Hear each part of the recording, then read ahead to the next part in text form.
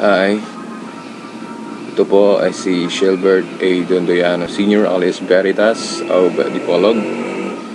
Meron akong ipaalam sa inyo. Tungkol po ito sa ating website sa internet. Ang website po natin ay veritas899.weebly.com. Ang website po natin ay isang religious website. Nagawa natin ito dahil mahilig tayo sa mga religious issues, especially dahil naniniwala tayo sa Diyos. At bilang isang believer o naniniwala sa Diyos, ay gusto nating bigyan ng malaking pansin ang ating pananampalataya natin sa Kanya. Na-feel kasi natin o naramdaman kasi natin na sa mga panahong ito, o hindi lang sa mga panahong ito kundi noon pa, ating nalalaman na ang ating pananampalataya sa Diyos ay very very important sa ating pamumuhay.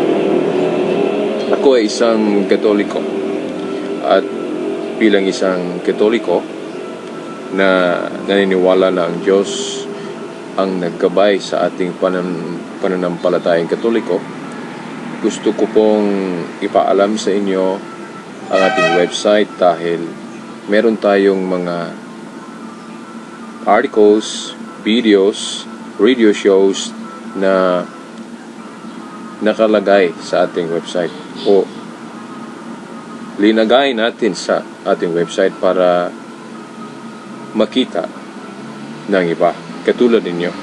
Gusto kong makaalam kayo sa ating website, parang malalaman ninyo kung ano ang mga spiritual views natin na sa tingin ko ay makatulong sa ating pamumuhay bilang isang mga Kristiyano. Higit sa lahat, meron kasing mga kaibigan natin o mga kapatid natin na humihiwalay sa pananampalatayang Katoliko dahil hindi nila nauunawaan ang pananampalatayang Katoliko. So, ibig kong sabihin, ang website natin ay merong mga informasyon kung ano ang dapat nating mga malaman sa pananampalatayang Katoliko. Ibig ko sabihin, meron tayong mga kasagutan na nalagay o na-publish natin sa ating website para malaman ninyo kung ano talaga ang ating pananampalatayang Katoliko. Gusto kong ipaalam sa inyo na meron ng mga kaibigan o mga kapatid natin na bumalik sa pananampalatayang Katoliko. Humihiwalay sila noon, pero ngayon bumalik na sila sa pananampalatayang Katoliko dahil nauunawaan na nila kung ano talaga ang mga kasagutan o kung ano talaga ang pananampalatayang Katoliko. So, para sa inyong hindi pa nakaunawa, so highly recommended ko itong kung ano ang nasa website natin. So, ang ating website ay veritas899.weebly.com. Gusto nating ipapakita sa inyo kung paano tayo magkapunta sa ating website, no? Sa internet. Nakita ninyo, may browser na sa screen. Nakita ninyo, browser Google Chrome ang ginamit natin. Tapos, kung mag-access kayo sa website natin, ganito lang. Type ninyo dito sa browser sa itaas ang ating website. Veritas899 Veritas899.weebly. Ang Weebly .com. So nakita ninyo, veritas899.weebly.com. So pagkatapos matype natin ng buong spelling sa ating website, no, sa link sa ating website, enter tayo, at then hintay lang kung ma-load, no, ang buo, no, ng ating website o ang homepage natin. So kung makita na ninyo ang homepage, naka-load na lahat yung sa homepage natin, ang gagawin niyo ay pakibasa lang kung ano ang mababasa niyo, at kung ma-interest kayong mag-click sa nagustuhan ninyong nabasa, halimbawa kung i-click ninyo itong picture ko, no, o imahen ko, icon ko, no, ito, kung i-click niyo ito, mapuntahan ninyo ang isang website o ibang server, ibang website sa ating kapatid sa pananampalataya na si John Salsa. All about apologetics ang website niya. Sige, click natin. Yeah. Tahan natin. Okay, scripturecatholic.com. Ito ang website ni John Salsa. Katulad din sa ibang website ng mga Katoliko na naghahayag ng mga paliwanag sa pananampalatayang Katoliko. Makikita natin dito ang iba-ibang mga topiko. Like for example, itong the Biblical Church or Primacy of Peter. Kasi mayroong mga kapatid natin na hindi nila alam na importante malaman natin na ang simbahang Katoliko ay isang biblical church. Yung iba kasi sa paniniwala nila ang Catholic Church o Roman Catholic Church ay hindi biblical. So nandito sa seksyong ito about biblical church, inihayag ni John Salsa, kapatid natin sa pananampalataya, na ang Catholic Church ay biblical. At saka itong about primacy of Peter, dahil merong mga kaibigan natin, merong mga kasamahan natin sa pananampalataya na humihiwalay dahil hindi nila nauunawaan ang rule ng Pope natin. Kasi tayong mga Katoliko ay naniniwala na si Saint Peter, given by Christ the keys of the kingdom, nandyan o binigay sa ating Panginoon Jesucristo ang mga Yahweh sa kaharian ng Diyos, na ang ibig sabihin na nito ay simbolo sa pagka-prime minister niya o sa pagka-leader niya sa ating simbahan dito sa lupa. Hindi nila nauunawaan yan, no? So, nandito sa website ni John Salsa. Ginawa kong isa sa mga link ko sa aking website dahil merong mga informasyon na nasa website ni John Salsa na hindi niyo makikita sa akin. So, bali tulungan ito, no? Tulungan ito. Yung wala sa aking site ay makikita ninyo sa ibang site. Kaya may link tayo sa ibang site na of course Catholic din. So, okay, that's ito ang website ni John Salsa, kapatid natin sa pananampalataya. So, balik tayo sa aking website. So, nakabalik na tayo sa homepage ng aking website. And then, kung gusto ninyong mag-download sa mga MP3 audio documents ko, halimbawa, gusto ninyong ma-view ang lahat ng mga MP3, o pag sinabing MP3 audio documents, no? Lahat na mga MP3 audio documents ko o mga programa ko sa radyo na naka-record, na naging document ko na. Kung gusto ninyong mag-download, nakita ninyo, click lang ninyo itong mabasa ninyong may MP3 radio program docs sa ibaba ng player, no? May player kasi dito sa right side, sa itaas, player ng YouTube. By the way, ito makikita ninyo, player sa YouTube. Dito kapag i-play ninyo ito, O may mabasa kayo sa ibaba na just play the player above to hear my audio contributions to radio stations.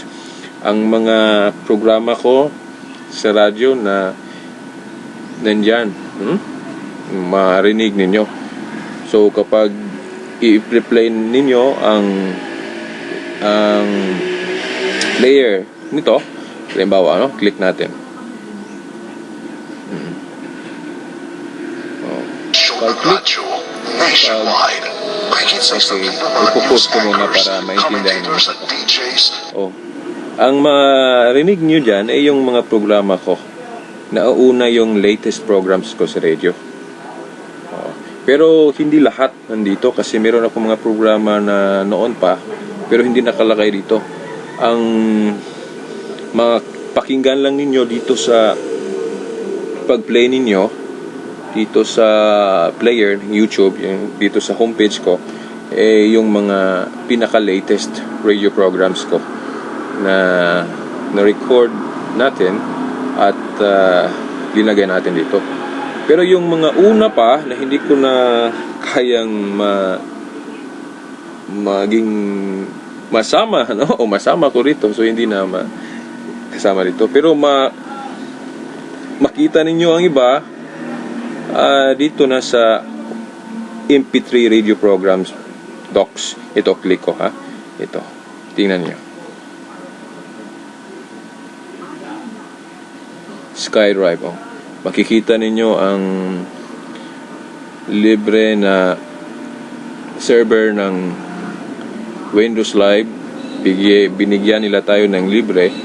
So, pwede tayo maka-upload ng mga files like audio files o documents na ma-store natin, parang hard disk ito, pero ibang klaseng hard disk ito dahil nandyan sa internet, online. So binigyan tayo nila, magpasalamat tayo sa Windows Live dahil merong libre na pwede tayo maka-store ng mga documents para makita sa publiko, ma-download ninyo, na gustong mag-view sa ating website sa internet. So, ito, mababasa ninyo yung 001 Cebuano Past Radio Programs. Ito nandito ang mga MP3 documents ko o audio documents dito sa nakaraang radio program ko sa DXAA FM, May nagawa kasi akong programa sa DXAA FM. Nandito lahat ang mga audio documents sa past radio programs ko sa DXAA. So kapag i-click ninyo ito, i-click natin. Okay. Nandito ang mga programa ko sa DXAA noon sa 2007 pa ito, Halimbawa yung April 2007, May 2007, June 2007, July 2007. So, kapag i-click niyo itong April 2007, nandito lahat. Ito mga MP3 documents sa programa ko. So, pwede ninyong i-download ito. Halimbawa, kung gusto ninyong i-download ang April 15, 2007 na program ko, paki-check lang itong box na to. O di kaya gusto ninyong i-download lahat or dalawa lang, halimbawa April, click ninyo April 16, 2007. So kapag ma-click na ninyo yan, yung dalawa, pwede ninyong i-download yung dalawa sa pag-click nitong download sa right side, mababasa ninyo sa right side may download. So sa itaas may nakasulat na dalawang items selected, okay, dalawang document kasi ng audios ko ang tini-check natin. Lagyan natin ng check itong April 16 at saka April 15. So dito lumabas na dalawang items, dalawang items selected. So pwede ninyong ma-download na ito. Okay, halimbawa download natin to. Okay, so dito nag-start na ang downloading, Saan kaya nun makikita natin, yung nag-start na ng download. Ito. Kita ninyo, pwede ninyong ilagay sa sa desktop ba ninyo ilagay yung kung saan ninyo ilagay yung ma-download ninyo dito lang o di kaya dito, no? Halimbawa, kung gusto ninyong i-download at ilagay ninyo sa USB ba or sa drive D. So halimbawa, dito sa drive D ko ilagay, no? Para malaman nyo kung paano mag-save sa pag-download. Okay. And then, kung ano ang file name, pwede ninyong palitan ng file name na nandito. Pwede ring ganito lang, pabayaan ninyo. At saka tandaan lang kung ano ang file name para hindi kayo mahirapan sa pag-locate. Kung gusto na nyo i-locate kung saan naka-save ang downloaded files na dina-download ninyo. Okay, halimbawa, ito. Skyref, pwede rin gawin ninyong kung ano ang gusto ninyong ilagay sa file name para matandaan ninyo. Halimbawa, latest downloads. Pwede ganyan. So, tandaan na ninyo kung anong part, no, sa PC ninyo o sa laptop ninyo naka point, no, kung saan malagay pag-download. So, pagkatapos, okay, save. So, pag save, nakita ninyo ay nagda-download na, ito, nakita ninyo sa cursor, pwede rin kung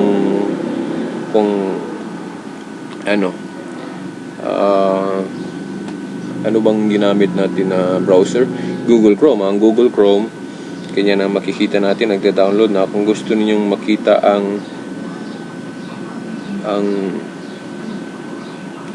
ang page ng downloads, click lang nyo itong show all download dito sa right side sa ibaba. Show all downloads. So nakita ninyo na nagda-download na download na ang dalawang MP3 na select natin, di ba? Nagda-download na hanggang sa matapos. So alam na natin kung saan ito ma-locate, di ba? Kasi nakita na natin kanina kung saan ma-locate itong ongoing download. So okay, ating i-clear muna ito dahil halimbawa lang to. Clear or maybe cancel, remove from playlist. Halimbawa lang yan kasi. So ito, i-exit muna natin itong April 2007, no? Yeah. So click lang nyo all my MP3 radio programs na document natin nandito. Mag-click niyo. Ang easy lang, no? Kung gusto niyo i-download yung sa RMN radio programs ko, itong sa ibaba, yung 002 Cebuano Pass radio programs. Meron ring 2007 RMN Defolog o yung pinaka-latest ko, yung 2012. Click niyo ito, folder na to. So, nandito lahat ang mga latest radio programs ko. Pwede nyo i-download lahat to. Ang gawin lang ninyo yung paki-check lang sa gusto ninyong i-download. O, halimbawa, yung ito bang latest ko, no? April 8, 2012. O, kung yan lang, isa lang i-download ninyo, puntahan nyo ang download dito, Ito, download. Download sa right side, ibaba. Kita ninyo, walang nakalagay na 2 o 3 dahil isa lang ang sineselect natin. Pero kapag dalawa, so naging 2 din dito, di ba? 2 items selected. So kung isa lang, okay, isa. So then download. And then save ninyo. Pili kayo gusto saan ninyo i-save, sa hard disk ba, sa drive D, or anong drive ninyo i-save, o anong folder, o sa pwede rin kung may may flash drive, USB flash drive. So, hindi ko na ulitin to dahil nakuha na ninyo. Nasabi ko na kung paano. Okay. So, ano ba? Wala. Oh, okay. So, exit muna natin to dahil nasabi ko na kung paano. And then, kung gusto ninyong mag-view, halimbawa, ito, about purgatory. Click ninyo ito. Papunta kayo sa YouTube, yung explanation ng isang Catholic. Isang Catholic na nagpapaliwanag kung ano ang purgatory. Audio lang ito, no? Pero linagay natin sa YouTube. Okay. Exit muna natin. No, yung about confession to a priest, infant baptism, nandito. At saka kung gusto ninyong makinig sa ating Global Catholic Radio, no? EWTN Global Catholic Radio, halimbawa may time kayo makinig sa internet, no? Gusto ninyong makinig lang sa radio ng Catholic, International Radio, click lang niyo ito. Ito, Global Catholic Radio. So, hintayin lang, no? Kapag ma-load na. Gusto kong ipaalam sa inyo ito, parang hindi na kayo mahirapan kung paano mag-view sa kung ano ang nasa website natin. Okay. Pag ma-view na, hintayin lang. A way to prevent them from themselves from having any children. You know, it's an inconvenient truth to coin a phrase. Radio. So, I believe that with Radio natin, minimum of searching sa internet. you could find the relevant So, exit ko muna ito. that would make Saka kung gusto ninyong mapakinggan yung mga radio programs ng Catholic Answers sa Amerika, meron kasing grupo sa Amerika na tinatawag na Catholic Answers. Yung mga Catholic na alam nila ang Catholic faith apologetics, yung mga kasagutan. Merong mga miyembro sila na galing sa ibang religion, no? Ang iba nga mga ministers ng ibang religion na convert, no, sa Catholic faith. And then naging speaker sila sa radio programs ng Catholic Answers. Kung gusto ninyong ma-download yung mga program nila noon, yung nagawa nilang mga radio programs, lalagay ko dito, no? Meron tayong link dito, no? Radio Live, Catholic Answers Radio Program Archives. Kapag i-click ninyo ito, mapuntahan ninyo ang radio calendar ng Catholic Answers. Hintayin lang kung ma-load lahat, halimbawa. Ito ang makita ninyo yung latest, yung April 2012. Nandito yung May 2, May 3, May 4. Halimbawa, gusto ninyong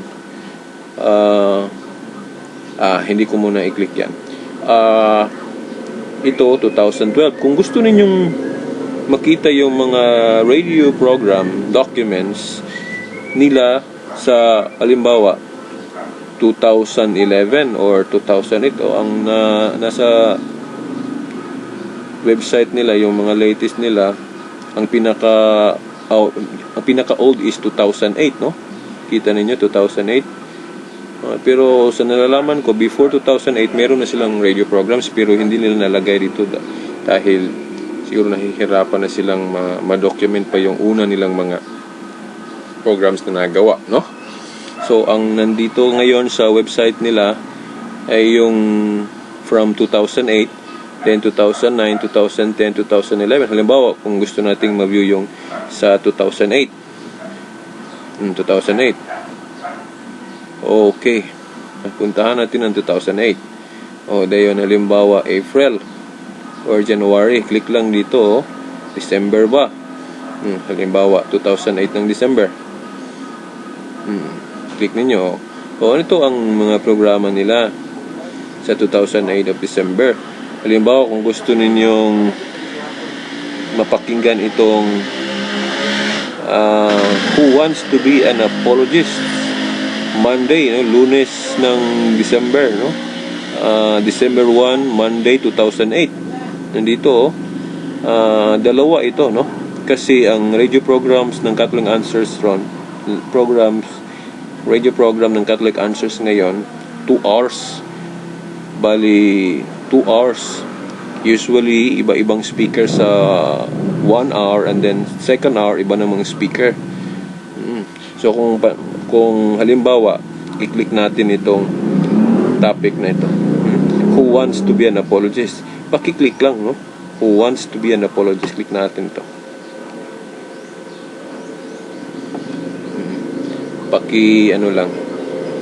Paki-intay lang kung hanggang sa ma-view. Kung hindi sinisiguro na click ng maayos, so ulitin natin. Hindi pa rin. Dito na. So na-click na natin, no? Who wants to be an apologist? So may description dito, no? Si Jimmy Akin, ang speaker nito, ang guest ng program na ito, who wants to be an apologist. And kung gusto mong pakinggan agad-agad, click lang itong lesson, no? Lesson. O di kaya i-download natin ang MP3 nito, na programa nito. Kung ito ang lesson, kung ma-view na ninyo ito, wait lang yung lumabas na yung audio. Catholic answer. Magandang pakinggan ito kung malakas ang speed ng ating internet, no? By the way, ito ang volume.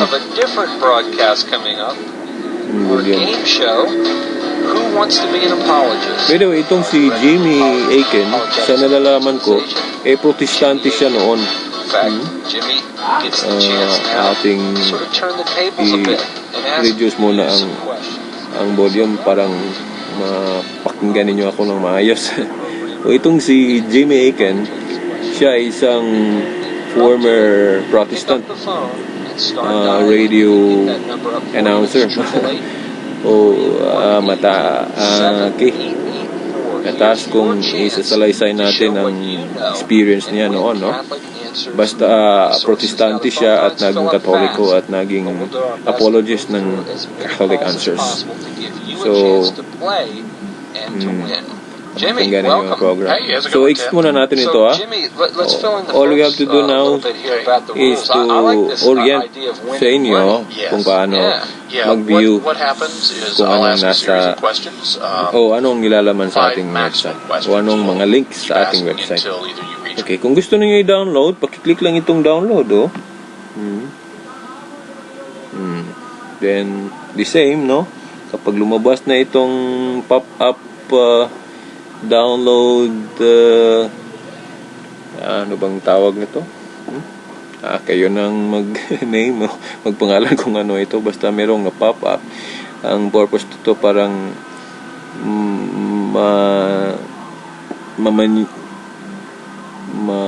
ma-locate o malagay natin kung saan natin ilagay ang gusto nating ma-download.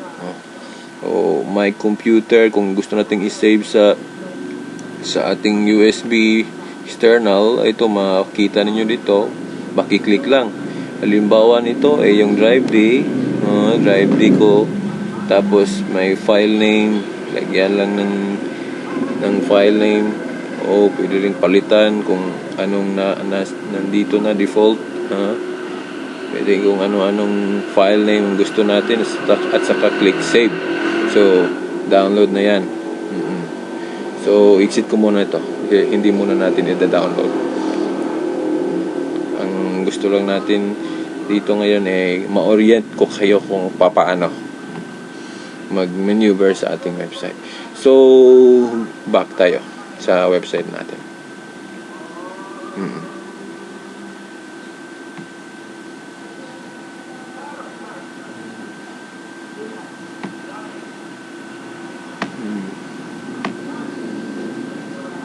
Back na tayo.